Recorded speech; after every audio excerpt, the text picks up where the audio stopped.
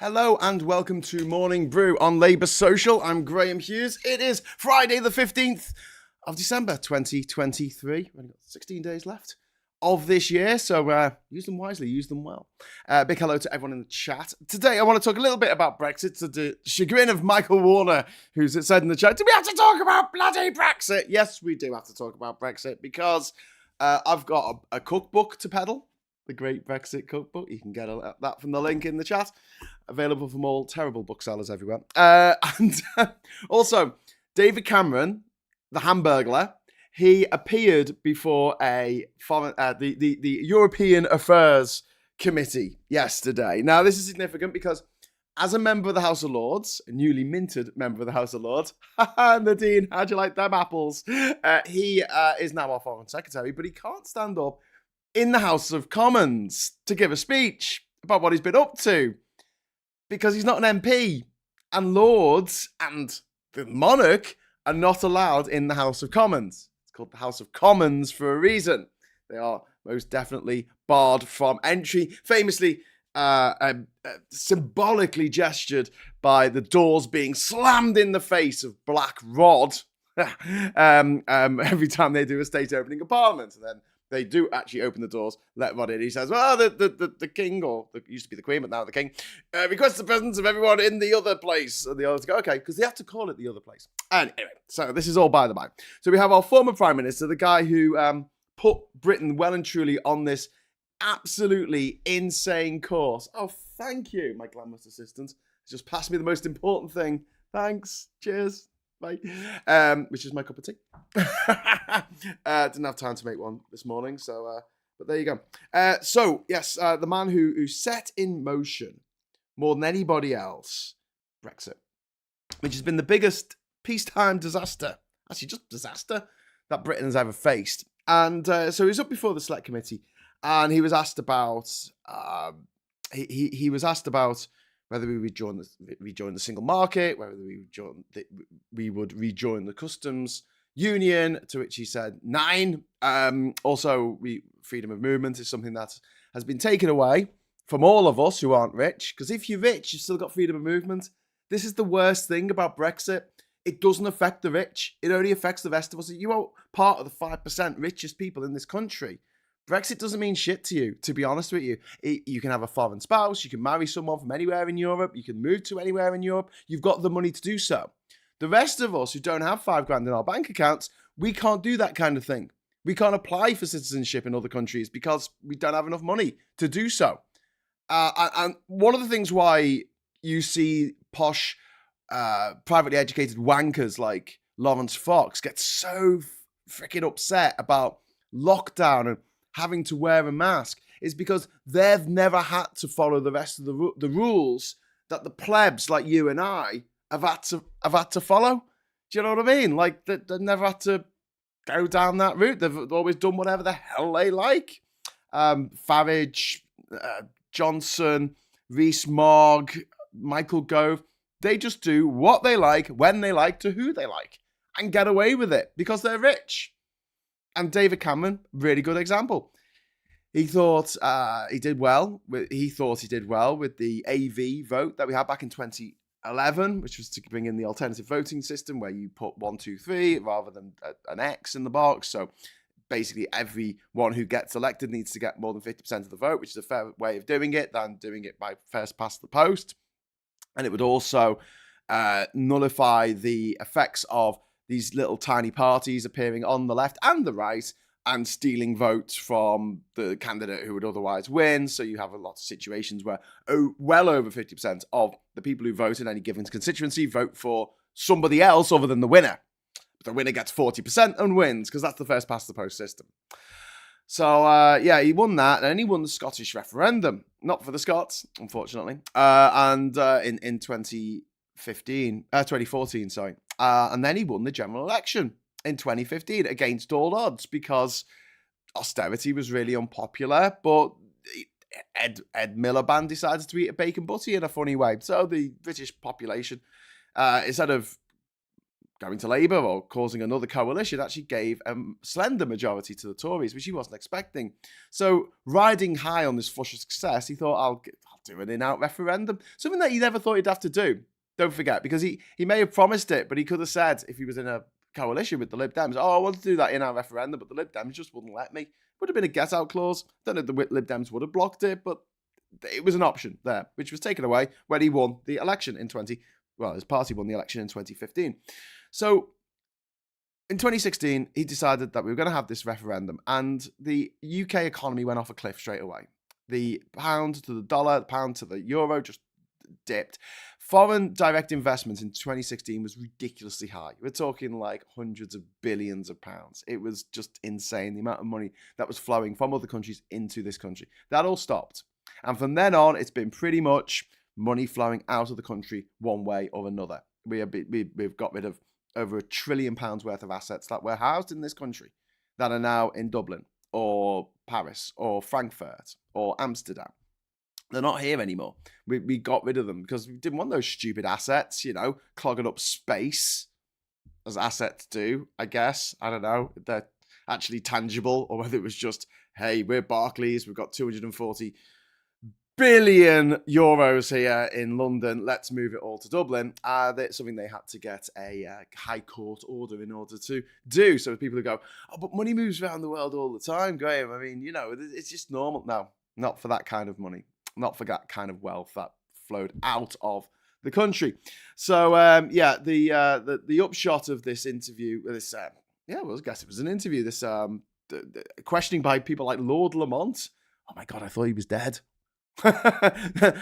Norman Lamont, he's still there, wasn't he? Was he the one who was the slug in Spitting Image in the 90s? He was asking questions, and Cameron said, I think the new relationship with the EU is functioning well. Now, to his credit, and I don't like doing this, but he did emphasise the need for collaborative friendship, aiming to be friends and partners with the EU and neighbours. We already are neighbours, he refrained from criticising Brexit, which was interesting. He said, "Well, I wasn't involved in the withdrawal agreement. I wasn't involved in the winter framework. I wasn't involved in any of that kind of stuff."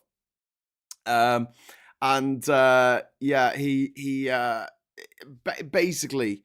He made it very clear that, almost repeating the eternally frustrating line from Keir Starmer, which is that we've got this deal and we're going to make it work. But here's the thing. It can never work. It can never be as good as what we got. And a big problem of this, and those long-time viewers will know what I'm probably going to say here, is that our future outside the EU relies on other countries that are outside the EU being wealthy. And they're not. A few are, to be fair. There's the USA, who we're never getting a deal with. There's Canada, 40 million people. And we had a deal with them through the EU. We have a new deal with them now. And it's not as good as the one that we had when we were in the EU. We now have a new deal with Japan. We had one with the EU, through the EU, but now we have one on our own, and it's not as good as the one that we had through the EU. The biggest joke being the deals that were struck with New Zealand, tiny country on the other side of the planet, 4.7 million people. I mean, come on, this deal. But the other one being with Australia, and in which we allow them to import into this country 20,000 tons of chlorinated, well, it's not chlorinated, antibiotic injected, hormone injected, all the things that are kind of like illegal in the EU. This beef, 20,000 tons of it, tariff free. Meanwhile, we can send them absolutely 0 tons of beef back. Zero. Not a single brisket. Not a single slab of, I don't know, steak, an Angus steak, whatever. We got, and that's the deal that Liz Truss and Boris Johnson saddled us with for the rest of eternity. And what these scumbags in the tabloid press do for their easily influenced readers is, are you easily influenced? Are you very arrogant? Brilliant. Bring it on. Read this newspaper and we'll tell you what to think, because thinking is hard. Thinking makes my head hurt. Let's go shopping. Anyway, so the tabloids like to do this thing where they will take a trade block like the CCPTTPTPP trade block around the Pacific, or they'll take Mercosur in South America, and they will add up the GDP of all the countries that are part of that block, and then say, we're on course for an 11 trillion pound trade deal. And you're like, well, no, that's not how much money we're going to make. It's like you run a sweet shop that sells penny sweets, and a millionaire comes into the penny sweet shop and buys 1 penny's worth of penny sweets. Just because they're a millionaire doesn't mean you've suddenly done a 50 million pound trade. You've just sold a penny sweets. I mean, it's the most ridiculous, childish, idiot. I mean, it's not idiotic in a way because they know what they're doing. They're manipulating their readers into thinking, oh yeah, that's good. We don't need the EU. But here's the thing. We do need the EU. Have a look at our economy.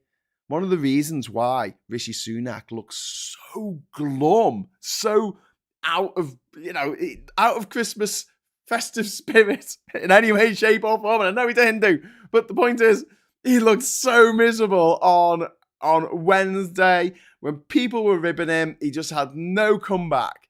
When Keir Starmer stood up and said, here's a list of things that your own party, your own MPs are saying about you. You're useless. You're ineffective. You're incompetent. It's a big list of things. All that Rishi Sunak could do is stand up and say, well, you should hear what they say about you. Okay. Well done. Yeah, but you smell. I mean, for God's sake. Anyway, one of the reasons why he might have looked so glum is because the economic figures that came out on Wednesday show that our economy still is fucked. I'm sorry to swear this early in the morning, but oh my God, I can't stress to you how fucked the economy is in this country. It hasn't grown for 16 years. 16 years, look it up. Our GDP in 2007 was around £3 trillion. And now, 16 years later, it's still around £16 trillion. Sorry, 3 trillion pounds. Dollars, sorry. Oh my God, it's early. I've just woken up. In 2007, cut that bit. In 2007, it was around $3 trillion, and now it's around $3 trillion, 16 years later. But our population has grown. So the amount in the pot for each person, per person, has gone down from around $50,000 per person to around $45,000 per person. 13 years of Tory misrule. And Brexit, you know? And the funny thing is, you talk to Tory voters about this, they'll blame everything else. They'll say, well, we had credit crunch, and everyone had that, and we had COVID, and we had the invasion of Ukraine. And you're like, yes. However, all those things happen to everyone else as well. The one thing that happened just to us, well, the two things actually. Austerity, which was the Tory policy, which was let's take money away from people so they're not spending it. That'll help the economy, which is the wrong way around of thinking thing. And the other thing is Brexit. And things aren't going to get better until we rejoin the single market and the customs union, which we have to do. But Cameron and Starmer can't say that yet. Why? Because the tabloid newspapers that are owned by non-dom, foreign-based billionaires that don't pay tax in this country, don't live in this country, because those tabloid newspapers won't let them. What a fucked up system that is. Sorry for swearing again. I'm going to put some money in the swear jar this morning, but it is very, very, very, very grim that is the situation. These people who go, we live in a democracy. It's a democracy, sovereignty of parliament. So no, it's a sovereignty of the gutter press. That's what we have in this country. What the gutter press wants goes. There was a woman on Question Time last night who is a member of the Tufton Street I think she's the IEA, the Institute for Economic Affairs, based in 55 Tutton Street, a charity, no less. So it doesn't pay tax, of course. And yeah, she gets to go on Question Time a ridiculous amount of times to spout her bollocks about how bad the NHS is and how we should get rid of it, because she is a free market, libertarian, economist type gobshite. And we are facing a real crisis, not just economically, but ecologically. Like, the environment in this country is increasingly being, I'm going to use the word again, fucked by the Tories. The stream of sewage going into all of our watercourses is horrific. We can't paddle in the water at our beaches anymore because it's full of raw sewage. You know, we got a little river down by us here in Durham, and we don't let the girls go down there anymore. And like, used to, in the summer, go and paddle in the water. They don't do that anymore. Because of the Tories, because of the water companies, the monopoly of water companies that have done nothing for this country except borrow money, and then they're going to expect the taxpayer to pay it back. Yeah, capitalism. What a great system, apart from all the others.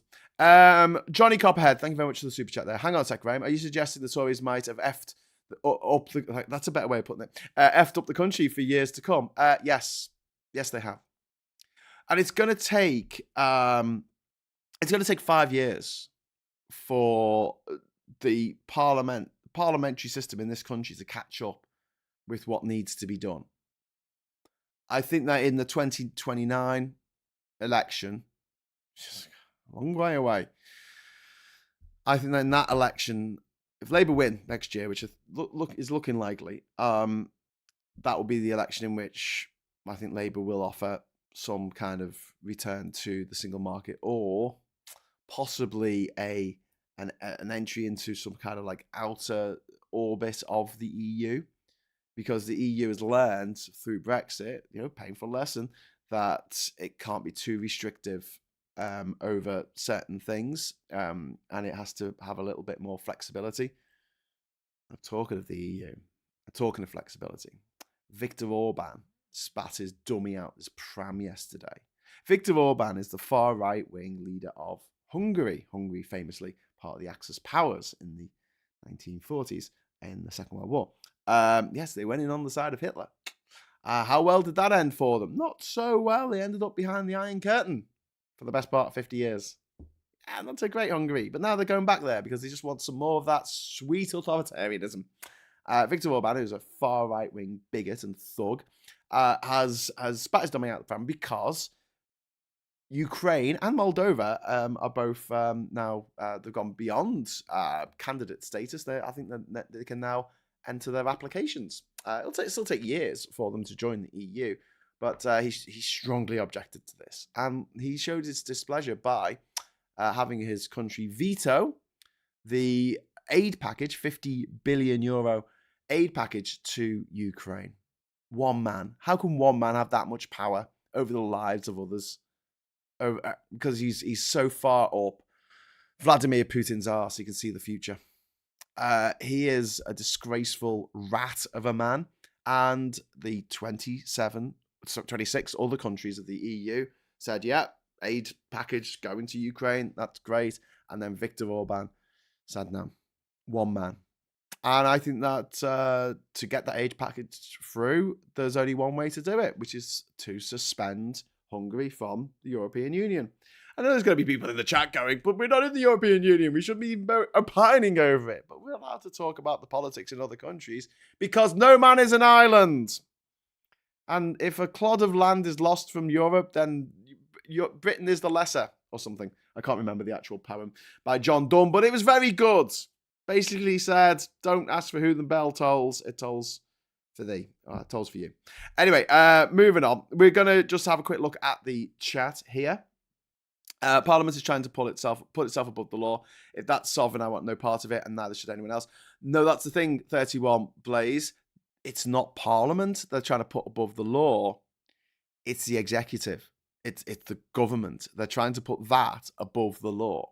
Something that historically we have in this country always, kicked back against. Going back to the Magna Carta, which signed in, what was it, 12, 15, was it, or something? 13, no, 12, 15. I can't remember. It was a long time ago. I was drunk. And in that, it said that there was some authority above the king, which was the law. Now, obviously, Henry VIII threw all that out the window and said, I am the law, like fucking some medieval Judge Dredd. But he died, so that was good. And after that, we had various monarchs who were constrained by the law for various reasons. And coming up to the 1688 glorious revolution, in which we put William of Orange on the throne of the United Kingdom, and we had what is basically the beginnings of a Bill of Rights for British people. I mean, it's not much of a Bill of Rights for you and I, but at least it stresses that the king and the king's authority in Parliament, because Parliament's supposed to represent the will of the sovereign. I know it doesn't quite work that way. It works the other way around. However, it was made very clear that there was something above Parliament, above the king, more sovereign than anything else, and that is the law. And now this government want to break the law, break their own laws, break international laws. And this fascinating idea that they're going to declare Rwanda a safe country by the passage of a bill. Let's talk about this for a moment. Have a think. There was a great point made by Chris Bryant in the House of Commons about this on the during the debate the other day. And essentially, they're declaring a country safe. What now? In the future? What if Rwanda does go to war with the Democratic Republic of Congo? What happens then?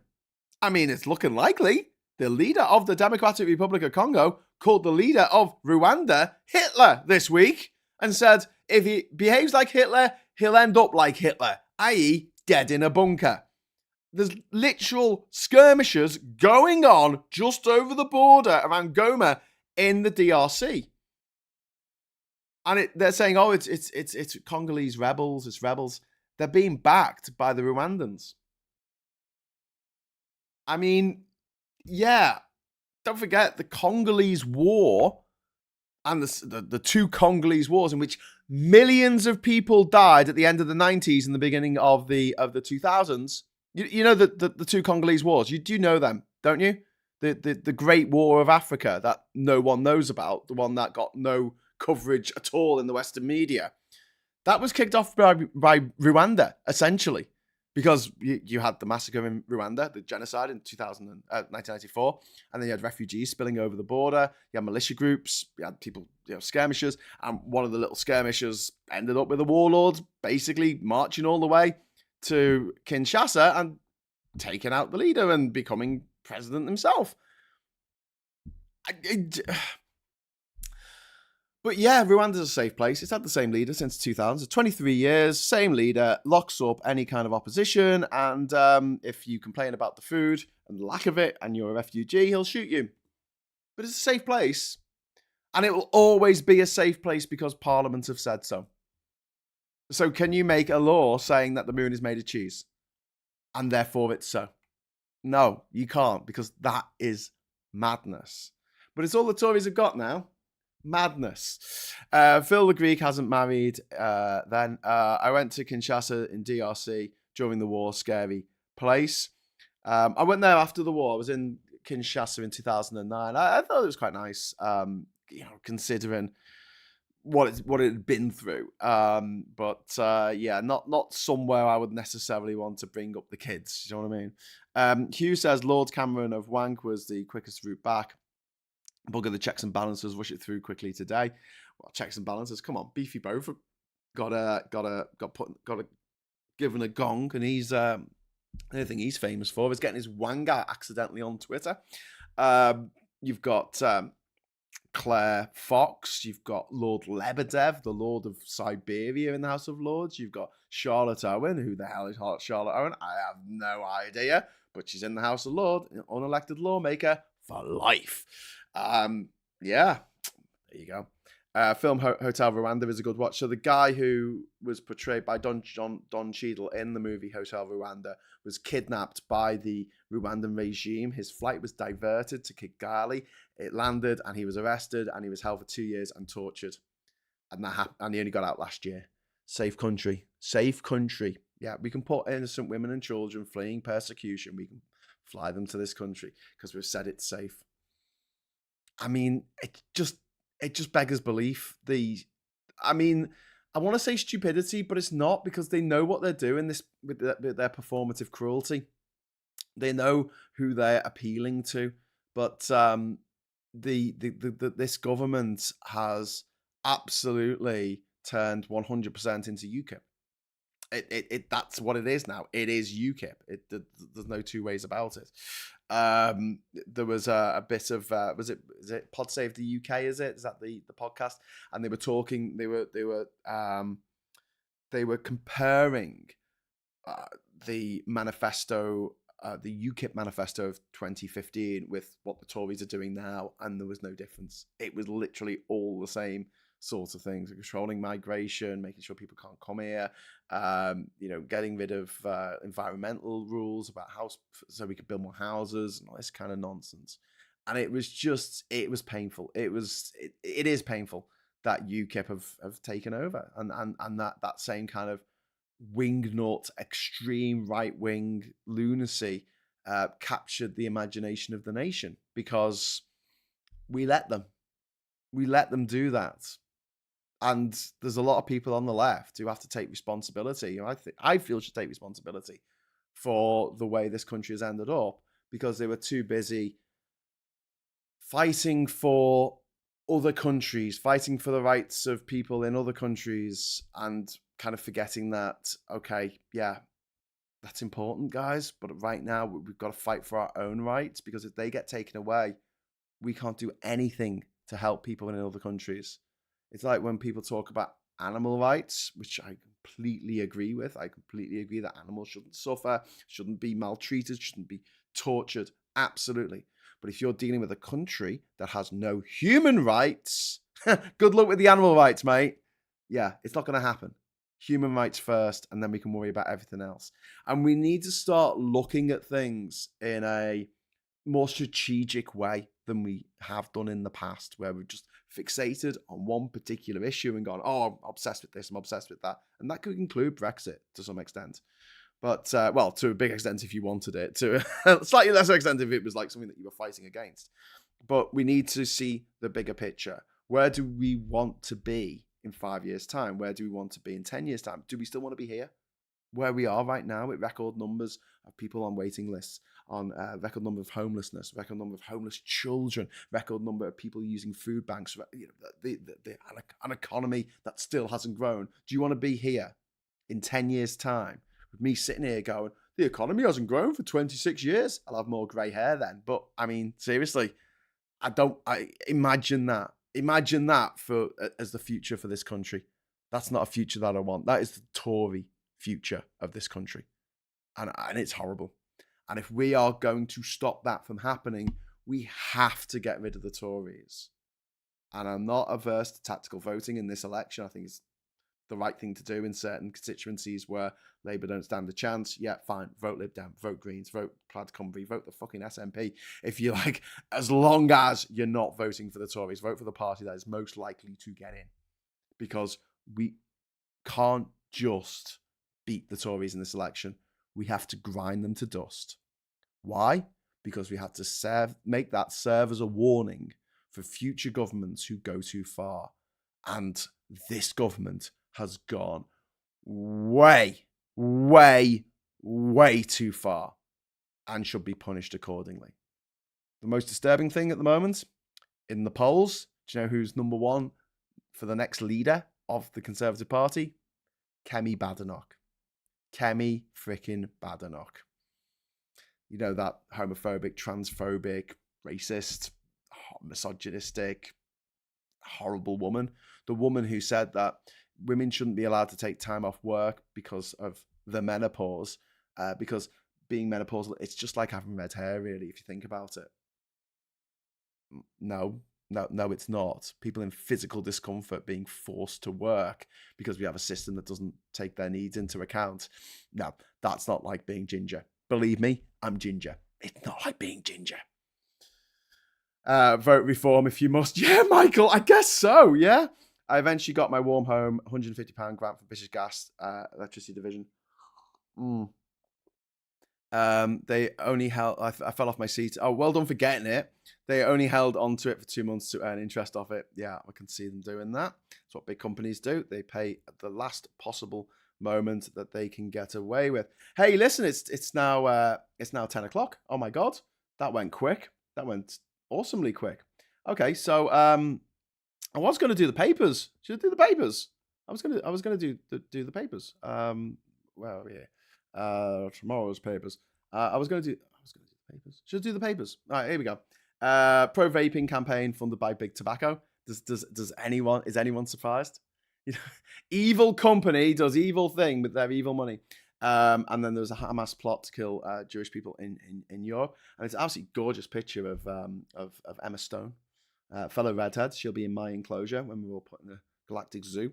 We got the Daily, along with Ed Sheeran. Shit. We got the Mirror here about this little boy who's been found after 6 years. Apparently his mum joined a cult. And then, your sofa is making you thick. That's from the Daily Star, of course.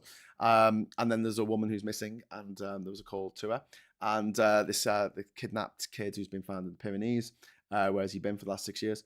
On the front line of Ukraine, we'll stand until the end. The Ukrainians there who are really suffering at the moment because there's 2 aid packages that they were supposed to get, military aid and humanitarian aid, that we were supposed to get from Europe, the EU, and from the US, which are both being held up by Vladimir Putin's disgusting little familiars, the people he's got in his pocket, his little pocket monsters, around the world, most notably in Hungary and the US, in the in the Republican Party, and then the Metro runs with kidnapped Alex walks free. So that was it's a good news story, but horrific bloody thing for a kid to go through, to be kidnapped and held in a cult for many years. And don't forget, kids, cults are 1% stupidity, 99% ego. Same with Brexit, I'm afraid. I have special knowledge that only I am party to. Conspiracy theorists, the same. Oh, if only you knew the things that I knew. I know how it really works. Let's get over ourselves. I make mistakes all the time. Thank you for letting me know about them in the chat. And Captain Bart Roberts is giving great advice there, saying smash that like button. Just smash it. Smash it. Don't smash it. Don't break your utility that you're watching this on. Because then you won't be able to watch us at 1 o'clock when I'm back. I'm back at 1 o'clock if you haven't had enough of me this morning already. I'm back at 1 o'clock for the agenda with Phil Morehouse, in which we will be going through the stories of the week. Parliament's going to be in recess next week, so there's probably going to be things to talk about next week, so this is kind of it probably for the rest of the year. So please tune in for that live if you can, so you can add your wonderful messages of support and love and affection and sarcasm and corrections in the chat there. And then at 9 o'clock tonight, please join us for the Christmas Labour Social, in which we're going to be playing James O'Brien's Mystery Hour, and we're going to have a very special guest appearing on the show. So if you would like to join us for that, 9 o'clock tonight, live from Labour Social HQ, Zoom, and we'll all have a bit of a laugh, and you can join in the chat as we're playing and see what you think the answers are. So please come along to that. It will be live. It'll be interactive. 9 o'clock tonight. Be there or be square. Yeah. All right. Until next time, thank you very much for the chat. Thanks for the super chats. Thank you very much for watching. And I'll say hello, good evening, welcome, and goodbye.